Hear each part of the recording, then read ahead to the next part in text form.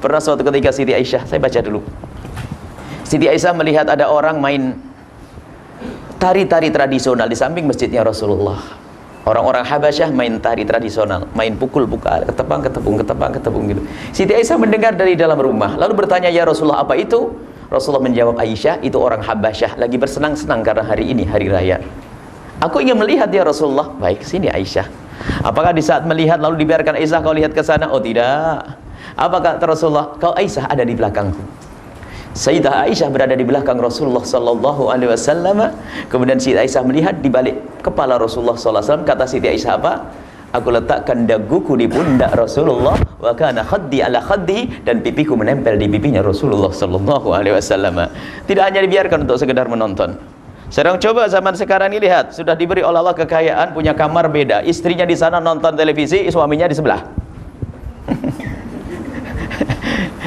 Bagaimana gambaran Nabi SAW? Saya kalau membaca ini indah betul nilai. Wa kana khaddi ala khaddihi, sambil nonton orang main tari-tarian, pipi Rasulullah menempel di pipi Siti Aisyah. Allah. Coba bayangkan keindahan. Sekarang apalagi zaman-zaman iPhone, zaman kadang di bandara 2 jam dengan suaminya gak sapa-sapaan. Oh, kasihan betul tuh manusia. Aneh. Ada yang begitu angkat tangan nanti didoain sama Allah.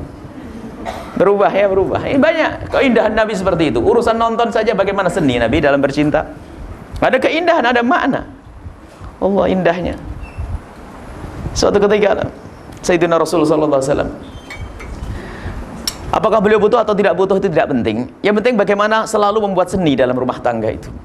Kepiawaian dalam bercinta itu.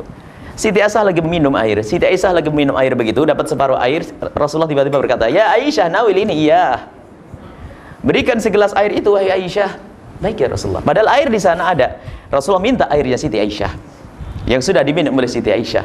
Diberikanlah segelas air oleh Siti Aisyah kepada Sayyidina Rasul sallallahu alaihi wasallam, dan diambillah gelas oleh Rasulullah, dan oleh Rasulullah diputar gelas itu, dicari di mana bibir Siti Aisyah menempel di bibir gelas, disitulah bibir Rasulullah ditempelkan. Oh. Mana keindahan. Kalau bahasa sekarang, yuk makan sepiring berdua dengan suami. Makan sepiring berduanya adalah dulu waktu jadi pengantin saja. Itu pun yang nyuruh tukang potret, tukang kamera. Nasib. Situ kau ngaku kemesraan, keindahan. Makan sepiring berdua sampai hari ini. Sesaat suap-suapan, sesaat sendoknya ditinggal di mulut sang istri, kan jadi candar ya. Harus seni bercinta ada. Nabi mengajari seni bercinta.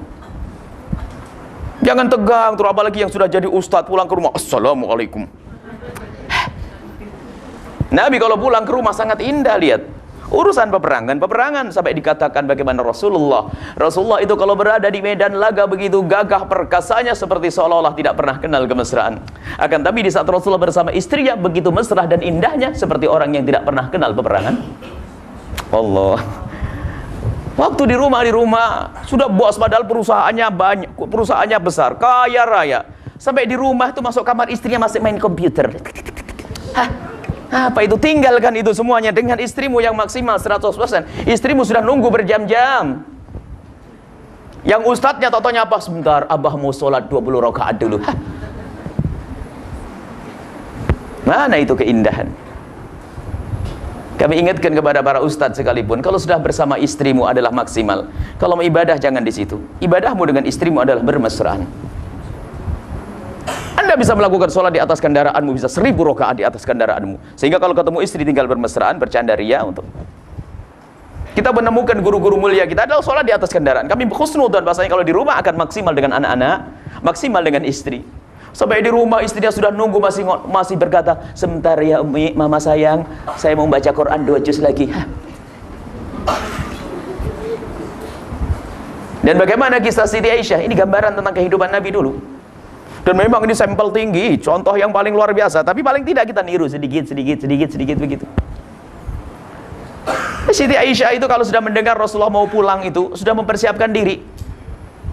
Sampai kadang dalam sejarah disebutkan Siti Aisyah begitu menanti-nanti kedatangan sang kekasih, mendengar ringkikan kuda, dibuka pintu, oh Rasulullah, ternyata bukan Rasulullah.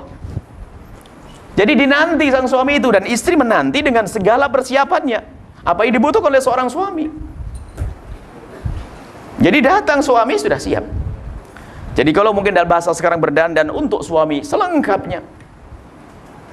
Sehingga suami datang langsung disambut, dibukakan pintunya, diambilkan segelas air. Apa sih beratnya mengambilkan segelas air? Ayo, nggak berat ini. Yang disuruh adalah pembantu rumah tangga saja. Ambilin buat abah gelas, buatin kopi. Ya.